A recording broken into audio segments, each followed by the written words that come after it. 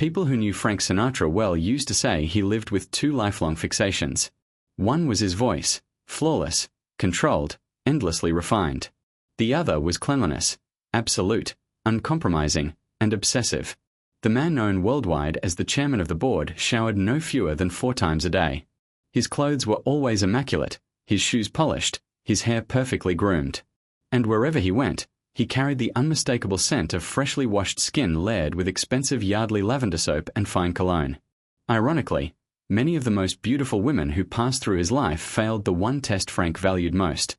They dazzled the world with their looks, but to his aristocratic nose, they delivered some of the most unforgettable and unpleasant sensory experiences of his life.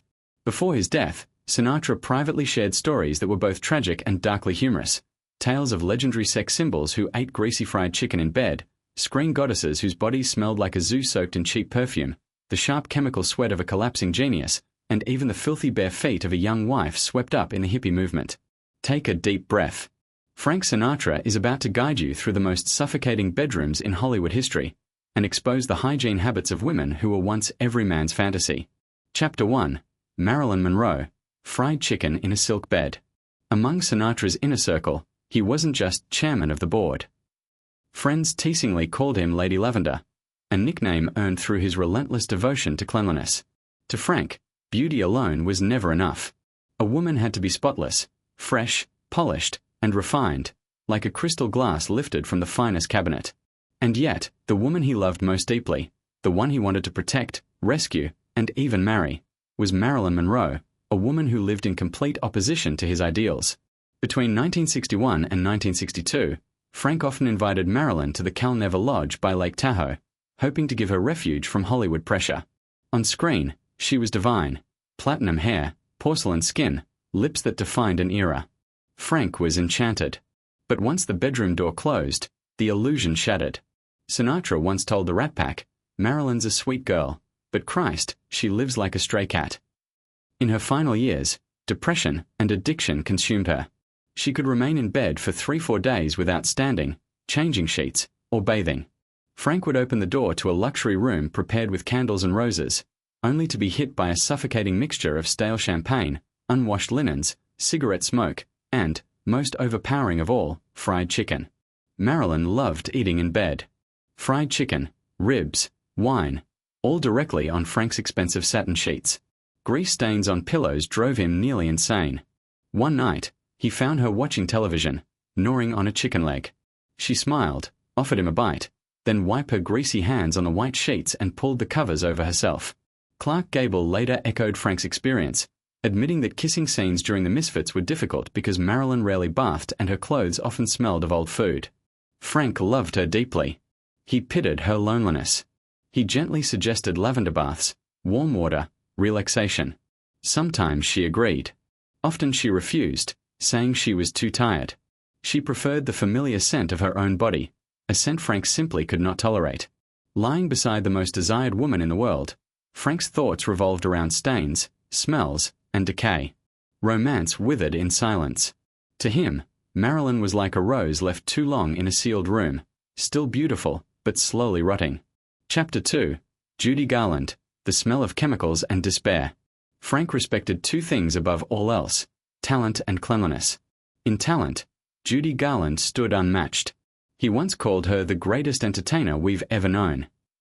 Their romance blossomed around 1955, during one of Judy's darkest periods. Frank wanted to protect her, but intimacy revealed a scent unlike anything he had encountered before. Judy did not smell of neglect. She smelled of illness. Forced into stimulants and sleeping pills from childhood, her body had become a chemical factory. Alcohol flowed daily. Sedatives piled up, and Frank's hypersensitive nose detected it instantly. Her scent was sharp, sour, and acrid, alcohol seeping through skin, chemicals escaping through sweat. Frank once said, "Hugging Judy felt like hugging a broken antiseptic bottle in a cheap bar." One night in a warm hotel room, her panic worsened. She paced, sweating, trembling, drinking more wine. Frank tried to hold her, and froze. The smell overwhelmed him. He loved her, but he couldn't stay. Rolling his car windows down afterward, he let the night air wash the scent from his jacket. Judy wasn't careless. She was tragic. Her body was crying for help, and Frank, for all his power, couldn't save her. Chapter 3. Shelley Winters, The Philosophy of Sweat.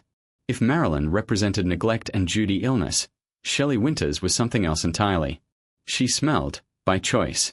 Shelley believed natural body odor was honest. She rejected deodorant, perfume, and artificial grooming. Frank, the embodiment of polished Hollywood, believed stars were meant to sell dreams. At a luxury dinner, Shelley arrived unkempt, clothes wrinkled, hair wild. As her body heat rose, Frank realized the mistake.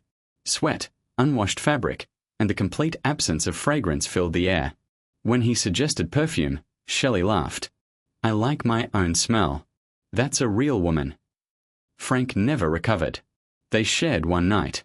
There was never a second. Chapter 4. Elizabeth Taylor, A Zoo Drowned in Perfume.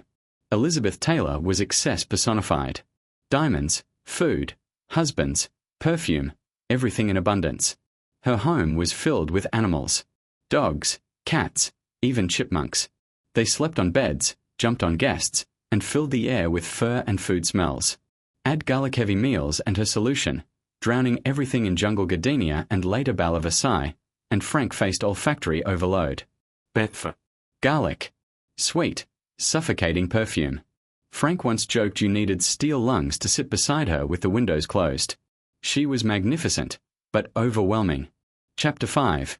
Mia Farrow, Bare Feet and Patchouli.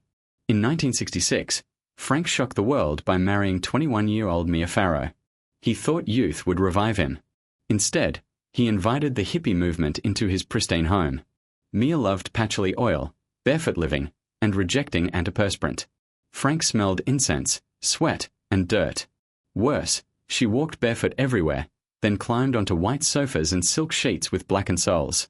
The breaking point came with her pixie haircut. To Frank, it symbolized carelessness. Their marriage lasted less than 2 years. Frank wanted fragrance. Mia wanted freedom. In the end, Frank Sinatra learned that beauty can fool the eyes, but never the nose.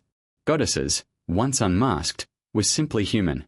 For a man who worshipped perfection, fragrant solitude was better than smelly love. Now ask yourself, which habit would send you running first?